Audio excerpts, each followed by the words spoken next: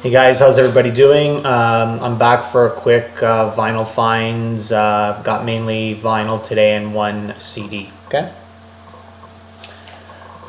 These are mainly they're mixed. Some of them are from used from a record store, and others are online purchases. The first one we have Otis Redding recorded live. This is a used copy from a record store. Was unfamiliar with this album, but anytime you spot Otis Redding, I mean, you gotta get it. This is unreleased, previously unreleased recordings live. I wasn't sure about this album and what the quality would be like, but when I saw it was on the Atlantic label, I thought, you know, this is gonna sound good, and it sounds fantastic.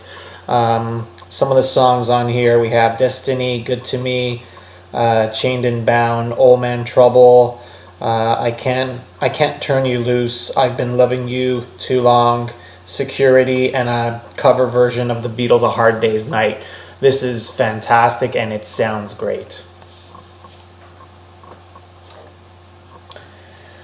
Next we have Patti Smith Group, Radio Ethiopia. I believe this is Patti Smith's second album. I've had Horses for such a long time. I don't play Patti Smith very often, and I should play her more because she's a fantastic artist. This is an amazing album. I've heard it a few times since getting it.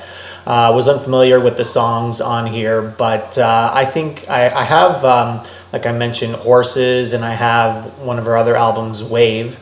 This is fantastic. This is up there with Horses, and definitely recommended.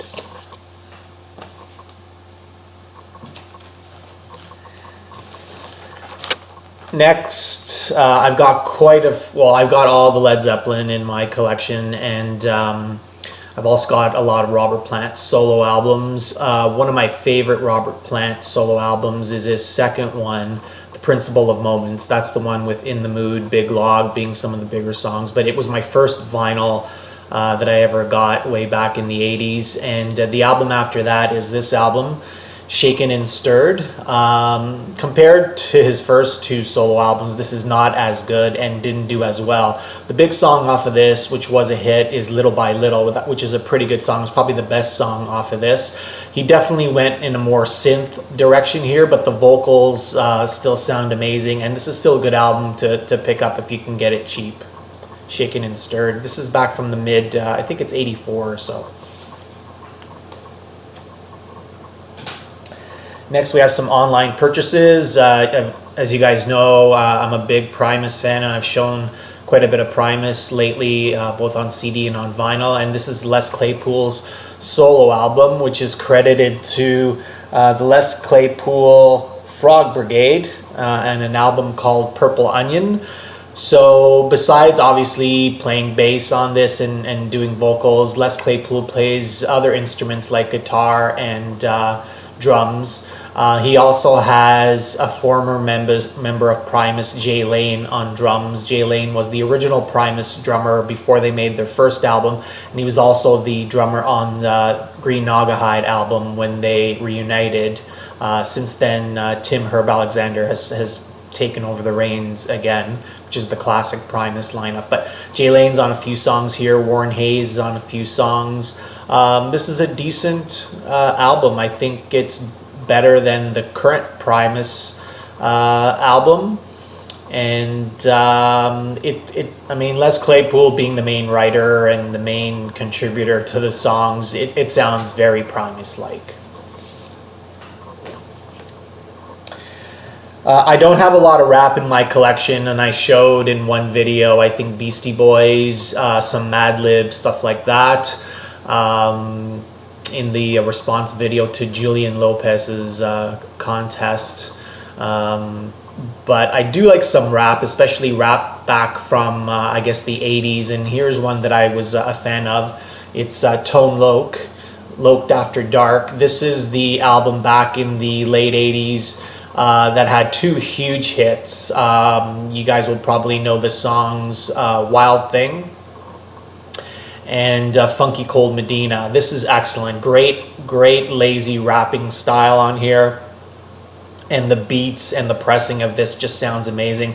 I got this through Amazon through a third-party seller out in Germany for like $9 plus shipping, which was a great deal because I was looking for this album and they had like 5 copies or something like that. I was really happy to get this. One of my favorite guitarists of all time, who I still think is up there, definitely top 10, probably even top 5. And he's, I think, in his 70s right now, but I still think he's unbelievable.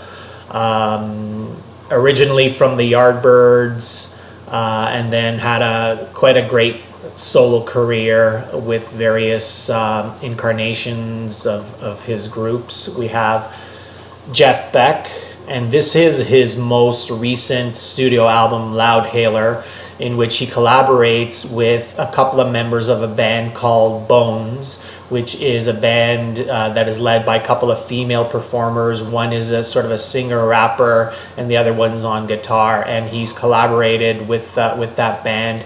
A lot of people don't like this because of that, but I think this is a fresh move for Jeff Beck. This came out a few years ago, and there's lots of clips of him doing these songs live with those 2 members in his group.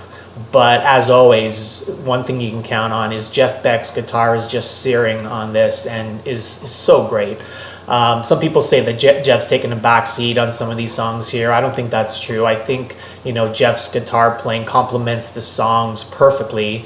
And there's a couple of instrumentals on here where he obviously takes the lead. But if you're a Jeff Beck fan and your thinking is that, you're cool with Jeff Beck trying out new things, then this is an album that I would recommend for you. And last but not least, I am a big fan of the Animals. I have quite a few of their vinyl and some CDs. I got this one and absolutely love the cover on this. This is called Animalisms. This is a reissue. This is the Animals' 3rd studio album. I really didn't know any songs off of this. Certainly the greatest hits that I have of theirs, excuse me, I didn't know there's no songs from here on there. No like House of the Rising Sun or Don't Let Me Be Misunderstood, some of those bigger hits.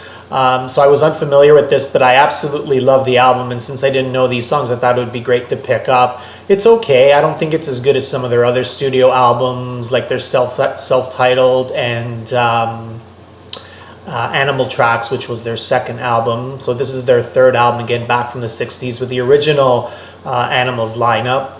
Not sure if Alan Price was still on this, but certainly Chaz Chandler and some of the other guys were still on this before they went a little bit more psychedelic in the 60s. This is a good album. I'm happy I got it. It's not as good as some of my other Animals albums. It still has a bluesy feel to it, but it's a little bit less bluesy and a little bit more influence of early rock and roll. Which is okay, and it's good. It's just not as good, I think, as some of the other Animals albums. And last, actually, that's the last of the vinyl, and I have one CD. And again, going back to Primus, I have got this Primus CD. This is an EP called Miscellaneous Debris. EP of 5 tracks. They're all cover songs. The most notable songs on here, there's a version of Pink Floyd's Have a Cigar, XTC's Making Plans for Nigel, and Peter Gabriel's Intruder, which is from Gabriel's 3rd album. And Primus do great versions of these songs. They make them their own. Definitely, they have been turned into Primus songs. The only song that I have the difficulty with is Intruder. Actually, not Intruder. It's Making Plans for Nigel, because that song is just so ingrained in my mind. As to the XTC version of it, it was kind of hard listening to a different version of that. But this was used. This was a good price, and I'm trying to get all Primus's stuff. Even their EPs, they have a few EPs, a couple of them of cover songs and one of original songs, but this was good to pick up for a few bucks. Okay, guys, thanks a lot. Please make a comment, and thanks for watching. All right, bye.